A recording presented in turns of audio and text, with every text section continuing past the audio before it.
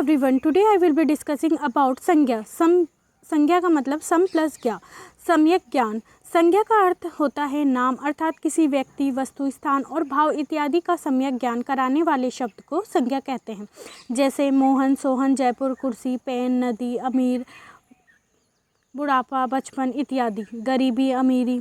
ठीक है। संज्ञा के 3 भेद होते हैं। कौन कौन से? व्यक्तिवाचक संज्ञा, जातिवाचक संज्ञा एंड भाववाचक संज्ञा। व्यक्तिवाचक संज्ञा क्या होती है? किसी व्यक्ति, वस्तु, स्थान इत्यादि के नाम का बोध कराने वाले शब्द व्यक्तिवाचक संज्ञा कहलाते हैं।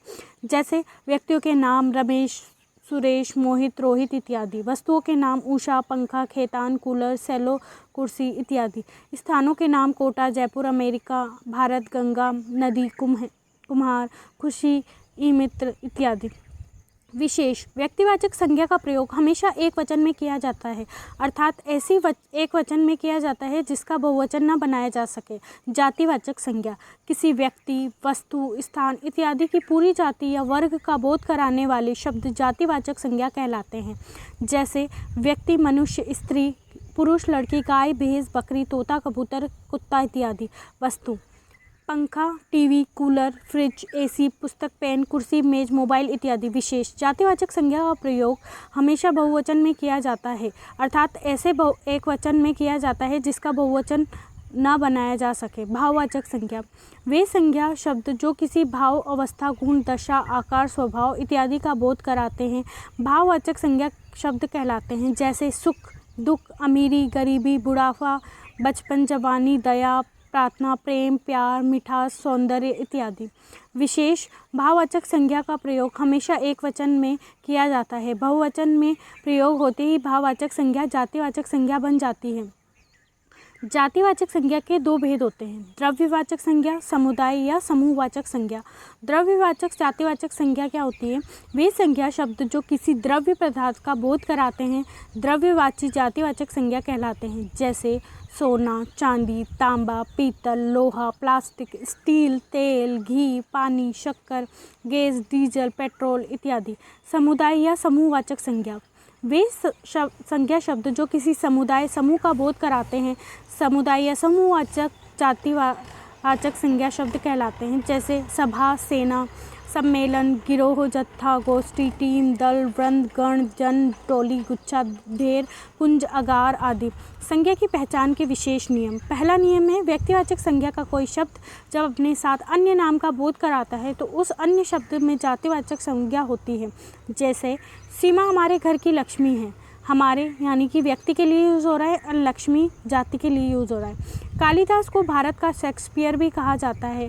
कालिदास यहाँ पे व्यक्ति है एंड शेक्सपियर उसकी जाति को बता रहा है। ऐसे ही प्रभुदेवा को भारत का माइकल जैक्सन कहा जाता है। प्रभुदेवा यहाँ पे व्यक्ति होगा और माइकल जैक्सन जाति है। भारत में अनेक जयचंद है। भारत यहाँ पे व्यक्ति एंड जयचंद यहाँ पे जाति है।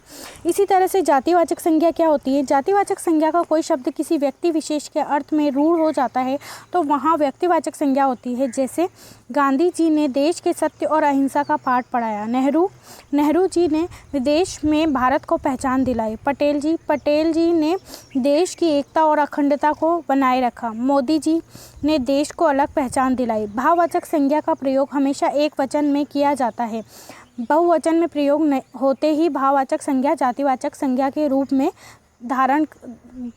जातिवाचक संज्ञा का रूप धारण कर लेती है। जैसे आजकल शहर में चोरियां बहुत हो रही है तो चोरियां जातिवाचक संज्ञा। ऐसे ही शहर में गंदगियों के ढेर लग गए हैं जातिवाचक संज्ञा। हम सबकी प्रार्थनाएं बेकार नहीं जाएगी जातिवाचक संज्ञा। उस पर दुखों का पहाड़ टूट गया। दुख यहाँ पे जातिवाचक संज्ञा हुई। यदि किसी विशेषण को बहुवचन में उपयोग कर दिया जाता है जैसे छोटों को अच्छी सलाह देनी चाहिए जातिवाचक संज्ञा। बड़ों का सम्मान करना चाहिए जातिवाचक संज्ञा। गरीबों की मदद करनी चाहिए जातिवाचक संज्ञा। विशेष। व्यक्तिवाचक संज्ञा ने भाववाचक संज्ञा का निर्माण नहीं किया जा सकता बल्कि वह विशेषण होता है। जैसे भारत भारतीय, जापान जापानी, जोधपुर जोधपुरी। व्यक्ति यहाँ पे जो भारत है वो तो व्यक्ति का काम कर रहा है लेकिन जो भारतीय है वो क्या बता रहा है? विशेषण। इसी तरह से जापान व्यक्ति का के लिए बोध करेंगे एंड जापानी विशेषण के लिए बोध होगा। ऐसे ही जोधपुर व्यक्ति के लिए होगा और जोधपुरी विशेषण के लिए होगा।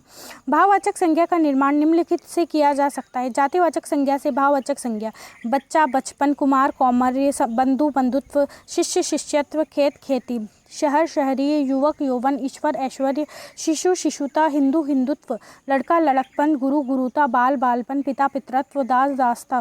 सर्वनाम से भाववाचक संज्ञा: अपना अपनापन, निज निजत्व, सर्व सर्वस्व, आत्म आत्मीयता, मम ममता, मम तत्व। विशेषण में से भाववाचक संज्ञा: अमीर अमीरी, जवान जवानी, उचित औचित्य, मूर्ख मूर्खता, अनुकूल अनुकूलता, कुशल कुशलता, तीव्र तीव्रता, गरीब गरीबी, मोटा मोटापा, कृत्रिम कृत्रिमता कृत्रिमता, होशियार होशियारी, एक एकता, कुलीन कुलीनता, दुर्गम दुर्गमता, बूढ़ा बुढ़ापा, छोटा छुटपन, कुटिल कौटिलता, चालाक चालाकी, एकाकी एकाकीपन, धीर धीरता।